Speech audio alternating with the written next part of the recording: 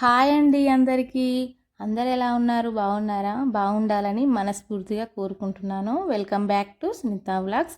నేను మీ సునీతని. ఈ వీడియో అయితే మన సండే రోజు వీడియో అండి. మా ఛానల్ని ఎవరైనా కొత్తగా చూసినట్లయితే లైక్ చేసుకోండి, సబ్స్క్రైబ్ కూడా చేసుకోండి, కొంచెం సపోర్ట్ చేయండి. ఈరోజు స్పెషల్ అంటూ ఏమీ లేదు, కానీ మనం ప్రతి సండే చికెన్ మటన్ ఎలాగో తెచ్చుకుంటాం కదా, అలాగే మేము కూడా ఈ సండే అయితే చికెన్ తెచ్చుకున్నాము.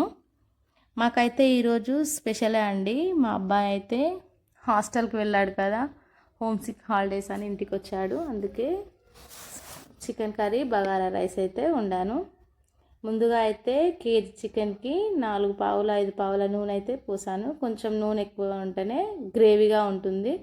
ఉల్లిపాయలు అయితే 2 ఉల్లిపాయలు, పచ్చిమిర్చి, కొంచెం సాజీరా, 2 లవంగాలు, 2 ఇలాచీలు బగారాకైతే వేసుకున్నాను. కొంచెం కొత్తిమీర కూడా వేసుకున్నాను. లాస్ట్లో కూడా వేసుకోవచ్చు, కాకపోతే ఇప్పుడు కొంచెం వేసుకుంటే స్మెల్ అనేది రాదు కాబట్టి రాకుండా నేనైతే వేసుకున్నాను.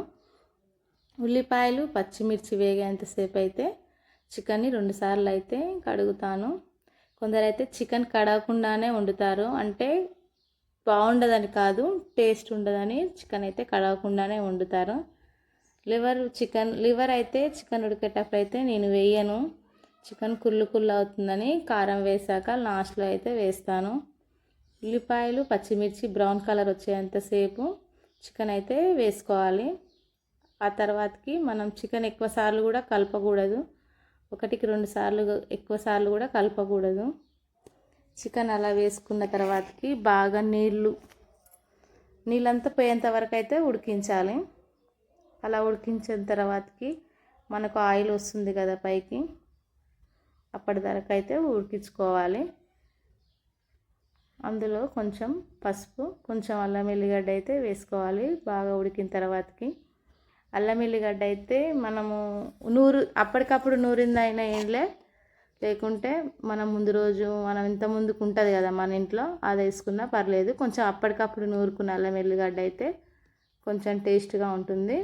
నేను ఒక్కొక్కసారి అయితే అప్పటికప్పుడైనా నూరి వేస్తాను, లేకుంటే అంత ముందుకు మనకు స్టోర్ చేసుకుంటాం కదా, ఆ అల్లం వెల్లిగడ్డ అయితే వేస్తాను. నాకైతే అల్లం వెల్లిగడ్డ అప్పటికప్పుడు నూరి వేస్తేనే టేస్ట్ అనిపిస్తుంది.